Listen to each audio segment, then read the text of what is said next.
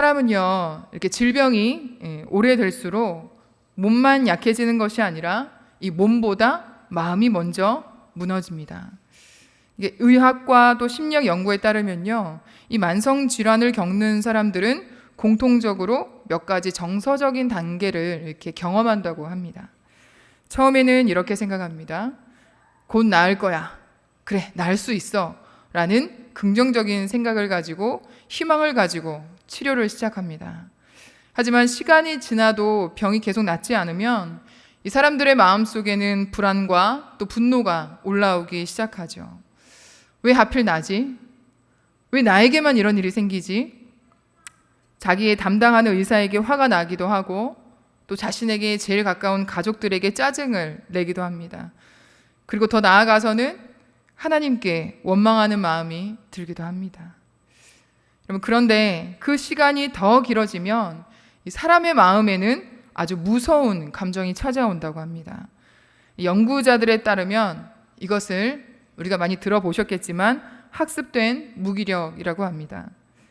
아무리 노력을 해도 상황이 바뀌지 않는 그 경험이 반복되면요, 사람은 더 이상 시도하지 않게 된다고 합니다. 어차피 해도 안 돼. 해봤자 아무것도 일어나지 않아. 라고 하면서 절망적인 마음으로 주저앉게 되는 것이죠. 이 긍정 심리학으로 유명한 이 심리학자 마틴 셀리그먼이라는 사람은 지속적인 통제 불가능한 고통이 이 사람을 무기력과 우울로 몰아간다라고 설명했습니다. 또한 빅터 프랭클이라는 학자도 죽음의 수용소라는 책에서 이렇게 말했습니다. 고통, 그 자체보다 더 견디기 힘든 것은 고통의 의미를 잃어버리는 것이다. 이렇게 이야기를 했습니다. 오늘 본문에 등장하는 이 혈류병 여인은 바로 그런 사람이었습니다. 이 여인은 12년 동안 병을 앓았습니다. 단순히 아픈 시간이 아니었습니다. 12년 동안 수많은 노력을 했지만 그 어디에서도 그 누구에서도 치유함을 받을 수가 없었습니다. 그런데 어느 날 그녀는 예수님에 대한 소문을 듣게 됩니다. 병든 자를 고치시고 죽은 자도 살리신다는 그 예수님의 이야기를 들었습니다. 그리고 그녀는 예수님께 나아갑니다. 그리고 그녀는 그 예수님으로부터 치유함을 경험하게 됩니다. 그런데 우리가 오늘 이 말씀에서 주목할 것은요, 단순히 이 여인이 병이 난 것만으로는 봐서는 안 된다는 겁니다. 이 여인이 병이 나음과 함께 그녀의 인생의 구원에 대한 말씀이라는 거죠. 여러분, 예수님은요 34절에 이렇게 말씀하십니다. 딸아, 내 믿음이 너를 구원하였으니. 아멘. 예수님은 내 능력이 너를 낫게 했다라고 말씀하지 않으셨고요, 내 믿음이 너를 구원하였다라고 말씀하셨습니다.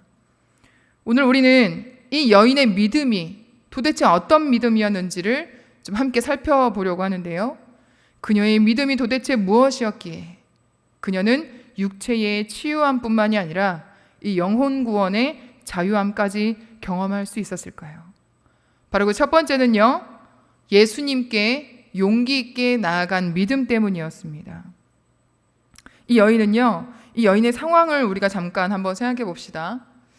오늘 본문에 등장하는 이 혈류병 여인은 12년 동안 이 병을 앓고 있다고 말씀을 드렸습니다. 이 병은요, 오늘날 의학적인 용어로 말하면 만성 기능성 자궁출혈이라고 하는 그런 질병의 병명이었습니다. 한마디로 몸에서 피가 계속 멈추지 않는 병이었죠.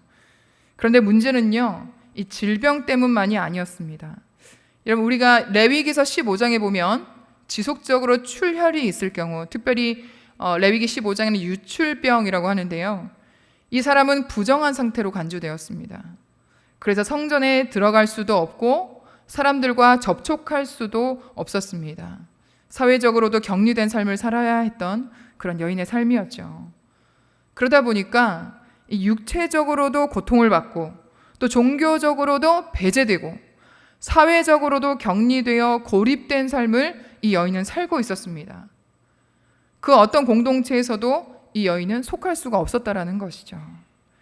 그녀의 삶은요, 철저하게 외로움 그 자체였습니다. 그런데 더 힘든 사실이 있습니다. 오늘 본문 26절은요, 이렇게 말합니다. 많은 의사에게 많은 괴로움을 받았고 가진 것도 다 허비하였으되 아무 효험이 없고 도리어 더 중하여졌다 라고 이렇게 말하고 있습니다. 여러분, 이 말씀을 보면서 이 여인은요, 병을 고치기 위해서 할 수 있는 모든 것을 다 했던 겁니다. 용하다는 의사도 찾아가 보고 또 몸에 좋다는 약은 다 먹어보고 병이 낫는다면 무엇이든 해보았을 겁니다. 그렇게 하다가 그녀의 전 재산도 모두 다 허비해버렸죠. 그런데 그렇게 애쓰고 또 노력해봤지만 병은 낫지 않고 더 심각해졌습니다. 몸은 더 약해졌고요. 마음은요, 점점 더 무너져 내렸습니다. 12년 동안 반복된 그녀의 절망은요, 그녀의 삶을 절망 그 자체로 만들어 버렸습니다. 희망도 없고 기댈 곳도 없고 믿을 사람도 없는 인생, 그런 그녀의 삶에 어느 날 이런 예수님의 소문이 들려옵니다. 병든 자를 고치시는 예수님. 그 소문을 듣는 순간 그녀의 마음속에는요, 작은 희망이 살아났습니다. 그러나 예수님께 나아가는 일은 그녀에게서는 결코 쉬운 일이 아니었습니다. 왜냐하면 예수님 주변에는 수많은 사람들이 몰려 있었기 때문이죠. 그녀는 사람들 앞에 나타날 수 없는 사람이었습니다. 부정한 사람으로 취급받던 그녀가 사람들 속으로 들어간다는 것은 정말 엄청난 그 용기가 필요했던 일이었죠. 하지만 그럼에도 불구하고 그녀는 결심합니다. 내가 그분의 옷자락만이라도 만질 수 있다면 이라는 그 마음을 그녀는 갖게 됩니다. 그리고 그녀는 자신을 가로막고 있던 모든 장애물들을 넘어서 그 모든 환경과 상황을 뚫고 예수님께 나아갑니다. 사랑하는 여러분, 혹시 이 자리에 와 있는 여러분들도 이 여인처럼 오랜 시간 동안 해결되지 않은, 벗어나지 못하는 문제들로 깊은 우울감과 좌절과 절망감에 혹시 빠져 있는 분들이 계십니까? 더 이상 일어날 힘도, 더 이상 힘쓸 용기도 없는 그 상태에 머물러 있는 분이 계시다면 오늘 이 여인처럼 용기 있게 믿음으로 예수님께 나아가시기를 바랍니다. 자신의 연약한 모습에 자신을 잃어버리고 예수님을 바라보기를 주저하지 말고 예수님이라면 나를 고치실 수 있을 것이다. 예수님이라면 이 문제를 해결해 주실 수 있으시다. 이 믿음으로 다시 한번 일어나 예수님께 나아가기를 바랍니다. 여러분, 이 여인의 귀한 두 번째 믿음은요, 바로 예수님의 옷자락에 손만 대어도 나을 수 있다는 믿음을 가진 것입니다. 우리 다 함께 본문 27절, 28절을 우리 다 함께 읽겠습니다. 시작. 무리 가운데에 끼어 뒤로 와서 그의 옷에 손을 대니 이는 내가 그의 옷에만 손을 대어도 구원을 받으리라 생각함일러라. 아멘. 여러분, 여기서 생각하였다라는 말은요, 헬라어로 계속해서 반복해서 되뇌이다라는 뜻입니다. 여러분, 이 여인은요, 한번 스쳐 지나가듯이 그분의 옷자락에 손만 대어도 나을 거야 라고 생각한 것이 아니라는 겁니다. 아마 그 사람들 속에서도요, 이 여인의 마음 속에는 계속해서 되뇌었을 겁니다. 그 여인은 바라볼 수밖에 없었습니다, 예수님을. 그러면서 그 마음에 저분이라면, 저 예수님이라면, 그렇다면 내가 그 옷자락에 손만 대어봐도. 여러분, 이것은 막연한 기대가 아니라 이 여인에게는요, 절망의 끝에서 붙든 마지막 믿음이었습니다. 마지막 희망이었습니다. 예수님 주변에는요, 수많은 사람들이 있었습니다. 그 많은 사람들이요, 예수님을 스쳐 지나갔습니다. 하지만 예수님을 붙든 사람은요, 단 한 사람, 바로 이 여인이었습니다. 그 순간에 놀라운 일이 일어납니다. 우리 또 함께 읽어봅시다. 본문 말씀 29절입니다. 시작. 이에 그의 혈루 근원이 곧 마름에 병이 나은 줄을 몸에 깨달으니라. 아멘. 여러분, 12년 동안 그녀를 괴롭혀 왔던 그 질병, 단순한 병이 나은 것이 아니라는 것입니다. 오늘 말씀에 우리 성경은 분명하게 말씀합니다. 혈루의 근원이 말랐다. 라고 말씀하고 있습니다. 일시적인 병고침이 아니라 그녀를 그렇게 고통스럽게 만들었던 고통의 뿌리가 완전히 멈추었다라는 것입니다. 몸에 치유만 된 것이 아니라 그녀의 인생이 다시 시작되었다라는 것입니다. 여러분, 오늘도 많은 사람들이 예배 자리에 나옵니다. 또 많은 모임에 우리가 참석을 합니다. 같은 찬양을 부르고 같은 말씀을 듣습니다. 그런데요, 어떤 사람은요, 예배를 그냥 스쳐 지나가듯이 드리고, 또 어떤 사람들은요, 예수님의 옷자락만이라도 내가 만지고 싶다라는 그 절박함과 간절한 마음으로 나오는 분들도 있다라는 것입니다. 주님, 오늘 저를 만나 주십시오. 주님, 제 인생에 찾아와 주십시오. 이렇게 간절하게 예수님 만나기를 소망하는 분들에게 오늘 이 여인이 받은 은혜와 또 이런 병고침의 은혜가 여러분들에게 있기를 축복합니다. 주님만이 하실 수 있는 우리의 연약함의 그 쓴 뿌리들을요, 예수님께서는 끊어내시고 완전하게 회복시켜 주시는 그 주님의 은혜가 이 시간 임하기를 소망합니다. 여러분, 그리고 이 여인의 세 번째 믿음은요, 바로 사람을 두려워하지 않고 예수님을 바라보는 믿음이었다라는 것입니다. 여러분, 오늘 말씀 33절을요, 우리 다 함께 읽어보겠습니다. 시작. 여자가 자기에게 이루어진 일을 알고 두려워하여 떨며 와서 그 앞에 엎드려 모든 사실을 여쭈니. 아멘. 여러분, 예수님은 누군가 자신의 옷깃을 잡았고, 그러고 나서 예수님께서는 본인의 능력이 나간 것을 아시고 말씀하셨습니다. 누가 내 옷에 손을 대었느냐. 그 순간에 여인은요, 두려워 떨며 예수님 앞에 나아옵니다. 그런데 사실 그녀는요, 사람들의 눈을 피해서 조용히 떠날 수도 있었습니다.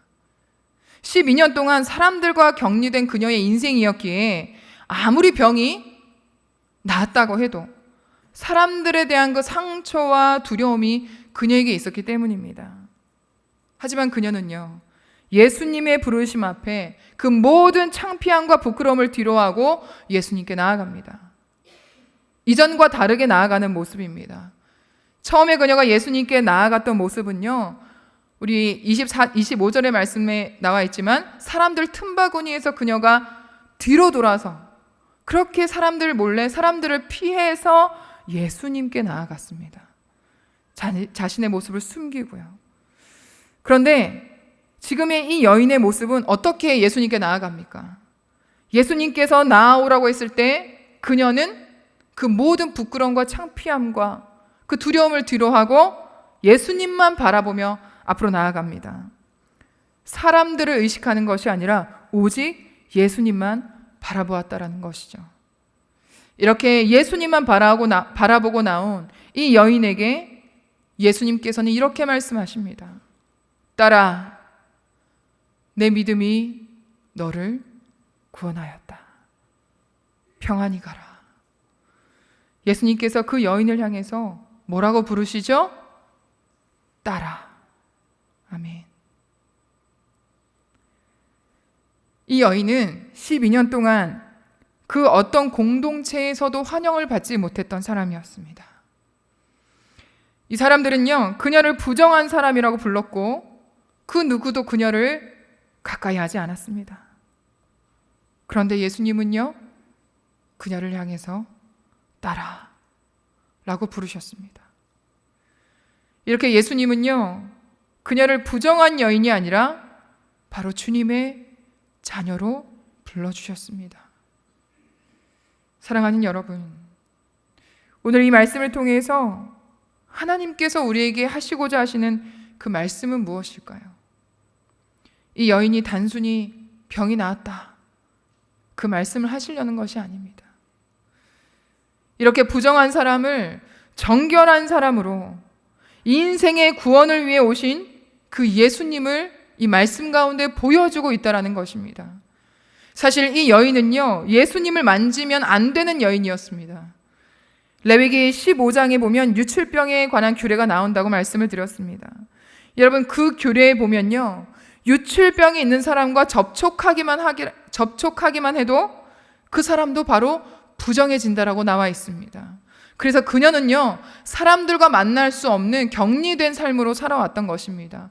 우리가 코로나 때도 한 가족에서 한 집에 살면서도 격리되며 살아왔듯이 이 여인도 그렇게 12년 동안 격리되어 살아올 수밖에 없는 인생이었다라는 것입니다. 그런데 그 여인이 예수님을 만진 것입니다.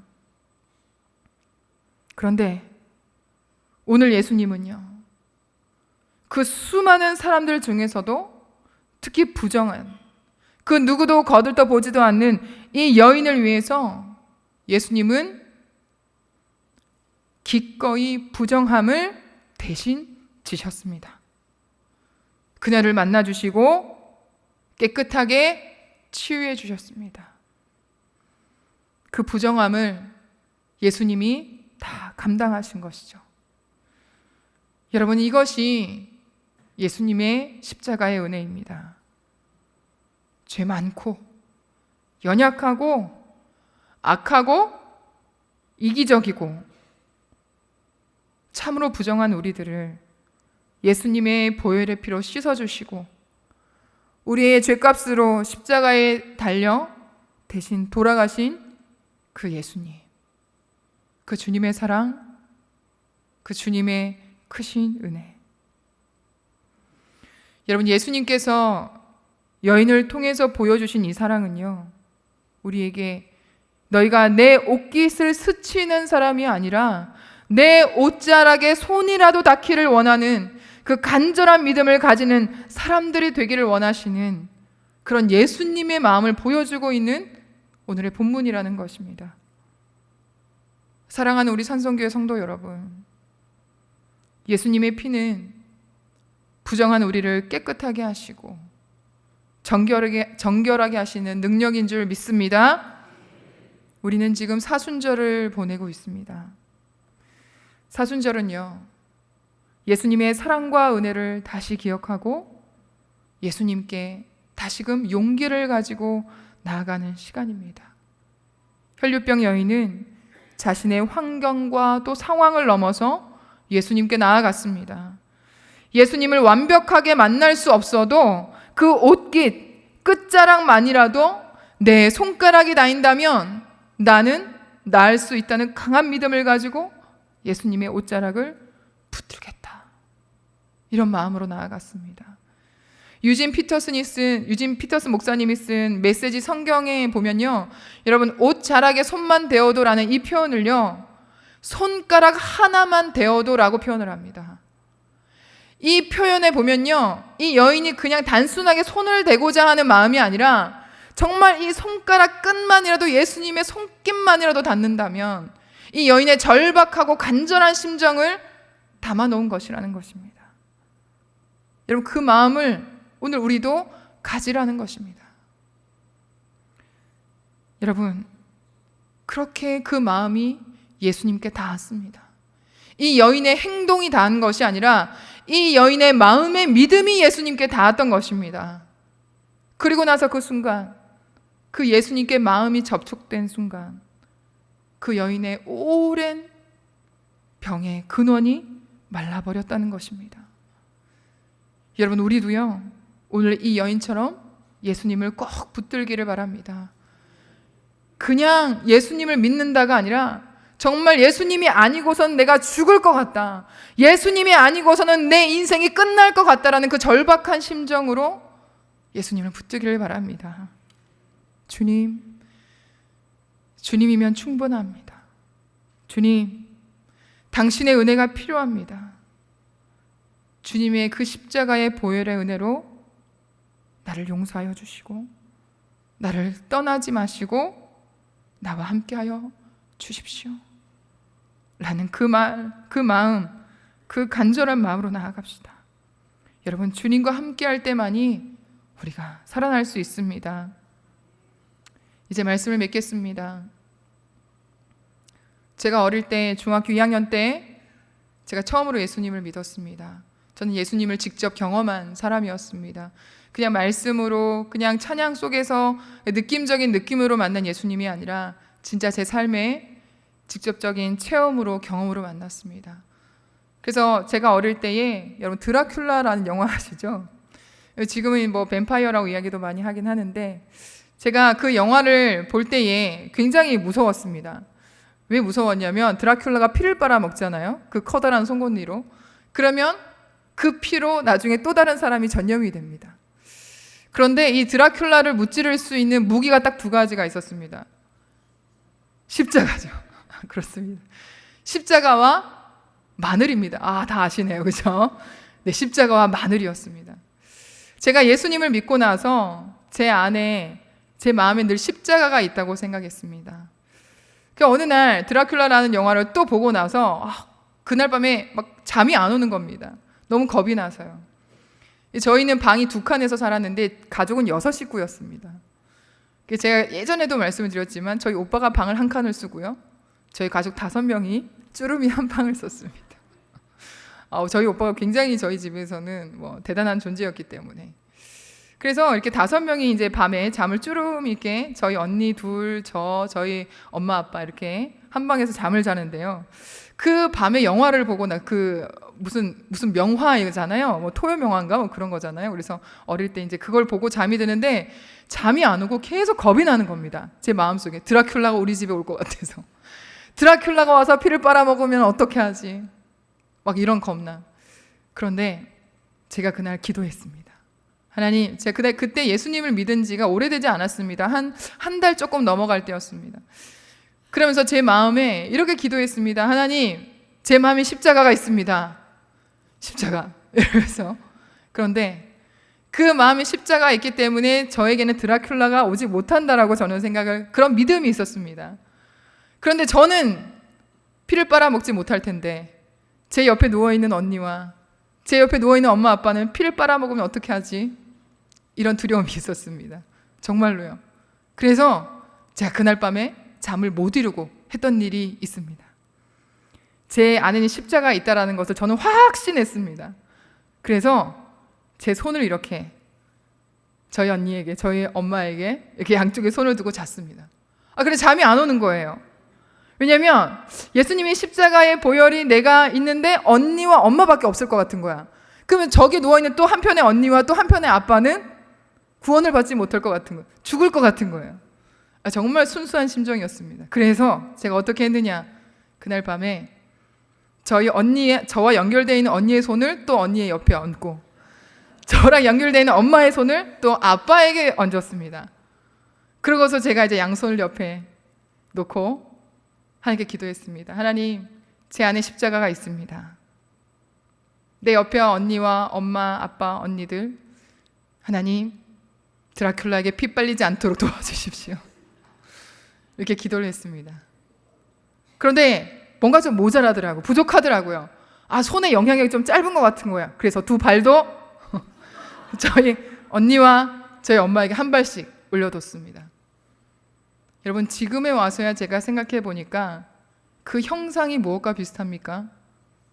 예수님이 십자가 지실 때, 십자가 달리실 때 모양과 비슷하지 않나라는 생각이 들었습니다.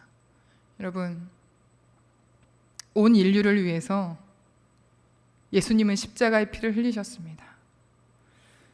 여러분, 우리 안에 예수의 십자가가 내 안에 있다라는 것을 믿고 우리가 나아간다면 여러분, 내 능력으로 살아가는 것이 아니라 우리는 하나님의 능력으로 살아갈 수 있는 줄 믿습니다. 예수 그리스도의 보혈로 우리는 살아갈 수가 있습니다. 예수님의 십자가로 우리는 살아갈 수가 있습니다. 나의 못남, 나의 부족함 때문에 여러분 주저앉지 마시고요. 우리 오늘 이 시간부터 예수님 앞에 우리의 믿음의 자신감을 가지고 나아갑시다. 그럴 때 여러분들 오랫동안 해결되지 못했던 문제가 해결될 것입니다.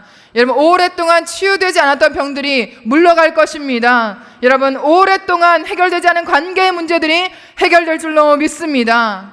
그러므로 주님의 은혜로, 주님의 사랑으로 살아가시는 저와 여러분들의 삶이 되기를 주님의 이름으로 축복합니다.